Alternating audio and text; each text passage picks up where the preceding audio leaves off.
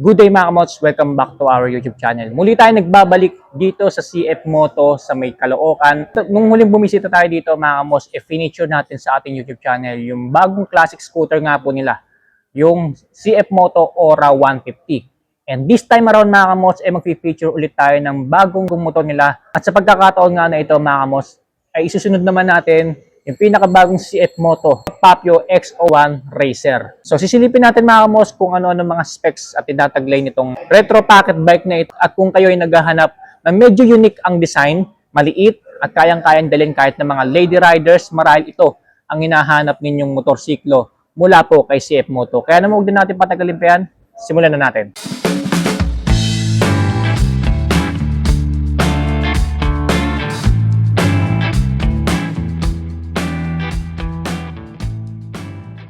So ito po yung pinakabagong CF Moto Papio X01. So bagong labas po na motor mula po kay CF Moto ngayong year 2026.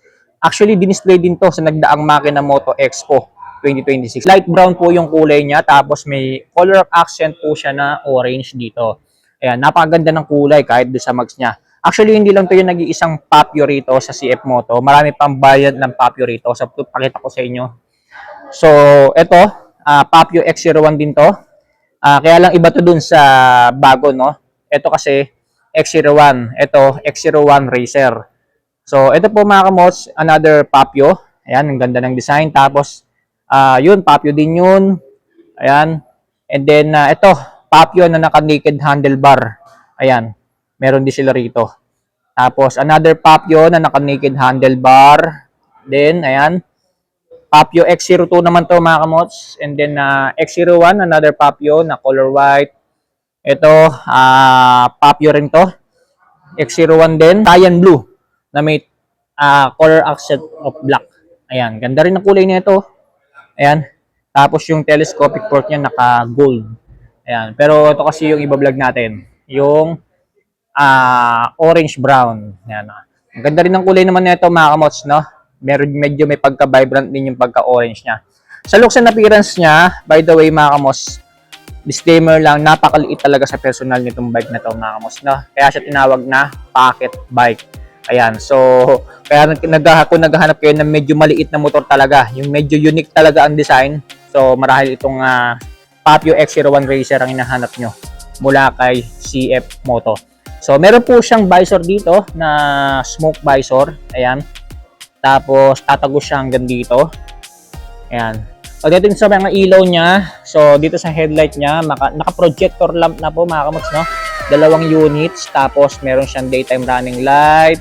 Ayan. Pagdating naman sa turn signals niya rito, ayan, so dito nakalagay sa ilalim. By the way, naka-LED na po lahat ng mga ilaw nito, Ayan, kaya naman expect natin na talagang maliwanag siya. Hindi ko lang mapapakita sa inyo personal kasi hindi pa ito naka-activate mga kamots. No? Napaka-unique ng niyo, ng headlight niya, 2 bilog, naka-upside down telescopic port siya. Naka-inverted suspension sa unahan. Tapos, ito color black yung kulay ng suspension niya. Sa ganitong kulay na orange-brown. Tapos, meron siyang reflector dito na round shape, magkabilaan. Tapos, tupat caliper tayo dito sa unahan. Sa mags po niya, napakaganda ng kulay, orange din, tinerno. Sa kulay mismo ng motor mga kamos, no? Ganda. Liit lang ng gulong niya, Sa ilalim niya rito, meron siyang metal strain para yung mga bato hindi tatalsik doon sa makina. Ayan. Meron siyang winglet dito, magkabilaan mga kamos, bago ko makalimutan. Ayan, maliit na winglet lang naman. Added details dito sa motor na to. Tapos nakalagay dyan is CF Moto. Ayan. Tapos dito, nakalagay is 01, experience more together. Ayan, moto ni CF Moto dito sa Papio. And then dito, Papio X01. Ayan. So, meron siyang decals dito na black, Tapos, ito naman yung pinakagilid niya. May accent siya dito na color gray. Ayan. Tapos, ito naman yung pinakamakina niya. Naka-matte black paint finish. Ayan. Na nakalagay is CF Moto. Ayan. Ito yung preno sa likuran. Naka-alloy. And then, ito naman yung tapakan para sa driver. Ayan. Titiklop siya. Retractable. Tapos, ito naman mga kamots yung swing arm niya, no? Sa swing arm niya, naka-matte black paint finish. And I guess makapal-kapal din yung ginamit ni CF Moto. Ayan, hinahawakan ko pa lang, mapipil ko na talaga makapal yung ginamit na swing arm. Naka-disc brake na rin to sa likuran mga kamots ha. Kaya naman when it comes to braking power, hindi ka rin mabibitin dito sa motor na to. Ayan. And then ito naman yung tapakan para sa angkas mo, kung mag-aangkas ka. Ayan, naka-clip on siya dito, naka-alloy din. And then isa sa mga nagpaangas dito mga kamots, itong likod niya. Ayan, kung mapansin nyo, dito nakapwesto yung tambucho niya. Nasa gitna. Ayan. So, dito ko lang nakita to mga kamots yung tambucho nakapwesto sa gitna, no? Ayan, sa CF Moto Papio ko lang to nakita. Tapos, maliit lang yung tambucho niya. Hindi naman siya ganun kalaki, kaya nagkasya dito sa ilalim ng upuan. Ayan. Tapos, ito naman yung pinaka-taillight niya. Ayan. Dalawang bilog lang din dito, kagaya din sa headlight niya, pero color red. Ayan. And then, sa turn signals niya, nakahiwalay nga lang siya dito, no? Bali, nakasama siya dito sa may pinaka-tire hugger ng motor niya sa likuran. Ayan. Tapos, ito yung pinaka-plate holder. And then, ito yung pinaka-turn.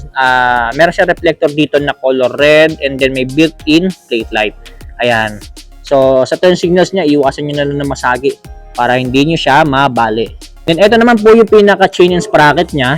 Ayan. So, maliit lang din. Hindi naman siya ganun kalakihan. Kasi tamang-tama lang dito sa liit ng motor na to, no? Tapos, meron siyang chain guard dito na ABS plastic na rin, mga kamos. Kumbaga, itong chain guard niya, 3-in-1 chain guard. Tapos, ito na yung sisilbing tire hugger niya rito. Tapos, meron pa siyang additional na tire hugger dito. Kumbaga, 3-in-1 na siya, mga kamos, no?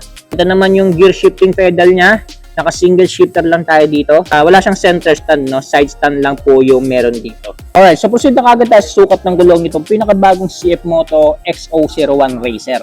Sa harapan po ito gumagamit ng 120 by 70 by 12 inches lang. Napakaliit lang talaga ng gulong niya. 12 inches lang talaga siya, mga kamos, na. And then, by the way, naka-tubeless tire na rin po pala ito, harap at likuran. And then, pagdating naman sa sukat ng gulong niya sa likuran, mga kamos, ito po yung naka 130 by 70 by 12 inches din. Upuan naman niya, mga kamos, ito. Maliit lang naman para sa driver, hindi naman ganun kalaparan. Tapos meron pa rin siyang upuan para sa passenger kung mag-aangkas ka. And ito naman po yung pinakatangke niya na ayon po kay CF Moto ay meron pong 7 liters fuel tank capacity. Ayan, medyo kahit paano medyo malaki-laki din naman yung fuel tank niya. And then ito talaga yung nagdala dito sa motor na to, maamos yung itsura ng tangke niya. Ayan, kasi malaki. Okay, so sa mga nagtatanong pala kung gaano nga ba kataas itong pinakabagong CF Moto Papio X01. So, sa mga curious kung gano'n nga lang ba ito kataas. So, sasakyan natin to, mga mods. By the way, I'm 5'6" in height. So, titignan natin kung gaano nga ba natin to kaabot, no? Ayan. So, as you can see, tatanggalin natin siya sa side stand. Very flat-footed tayo dito, actually, no? Medyo nakabend pa nga yung ano ko, yung legs ko rito. Sobrang baba ng seat height niya, mga mods, no? So, ito po yung riding natin dito, yung sitting position natin dito sa CF Moto Papio X01. So, sa mga nakikurious kung gaano kataas itong motor na to, ayan, so abot na abot natin. So, I guess abot na abot pa to ng 5'6" pababa, hanggang 5'3" siguro, kahit 5'3" abot to. Kasi sobrang baba ng ano niya, yung seat height niya. Yan po yung pinaka seat height niya. Okay, so dito naman tayo sa handlebar niya. So, napaka-unique din ng handlebar nyo. Ganda. Para naka-lighten kasi meron siyang butas dito. Pero naka-alloy na rin po yan. Tapos, naka-clip-on siya dito sa magkabila. Sa mga button and switches tayo, mga kamots. So, basically, meron tayo dito. Passing light. Ayan. Tapos, high beam, low beam.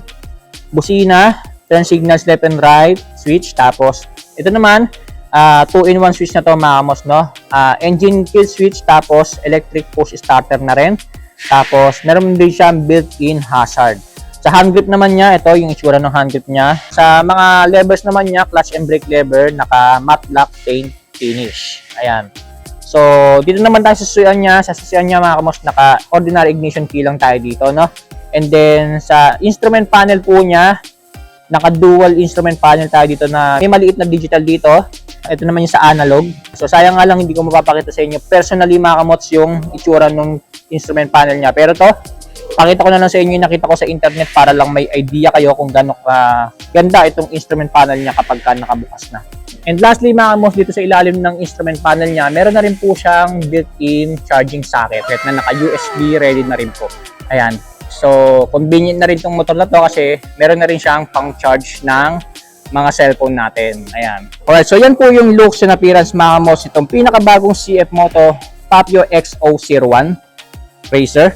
So, alamin naman natin yung iba pa mga engine specs at features pa ng tinatagli nitong retro pocket bike na ito mula po kay CF Moto. This all new retro pocket bike from CF Moto has a 126cc engine displacement, 4-stroke single cylinder naka-dual overhead cam with 2 valves. It has a max power of 9.5 HP at 8,500 RPM with a total max torque of 9.2 Nm at 6,500 RPM. Sa kanya pong fuel system, ito po ay naka-electronic fuel injected na rin po. Habang kanyang cooling system, ito po ay naka-air-cooled naman. For the starting system, pinapagana lamang po ito ng electric push starter. At sa kanya namang ignition system po, naka-ordinary key lamang po tayo rito. At pagdating naman sa kanyang driving system, gumagamit po ito ng chain and sprockets. Habang sa kanyang transmission system naman po, meron po itong hanggang 6-speed na naka-full manual clutch. Sa kanya naman pong suspension, sa harapan ito po ay naka-inverted fork. Habang sa likuran naman po ito po ay naka-centered monoshock.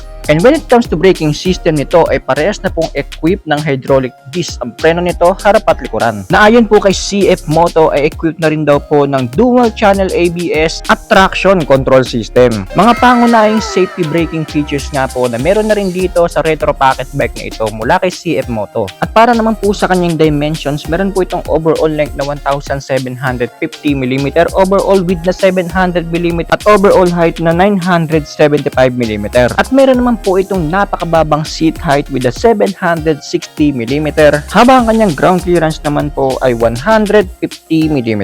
At dahil nga po sobrang liit lang ng retro pocket bike na ito mula kay CF Moto ay meron lang po itong kabuang bigat na 114kg na itinuturing isa sa mga magagaan when it comes to 125cc motorcycle. At yan nga po ang engine specs sa iba pang features itong pinakabagong CF Moto Papio X01 Racer. Kaya naman alamin na natin ang cash price at installment price nito dito sa CF Moto Caloocan as of July 2026. Alright, so proceed tayo sa cash price at installment price po nitong pinakabagong CF Moto X001 Racer. Magkano po ba ito sa CF Moto Caloocan as of July 2026? So, para po sa cash price niya mga mos, ito po yung nagkakalaga ng 128,900 pesos.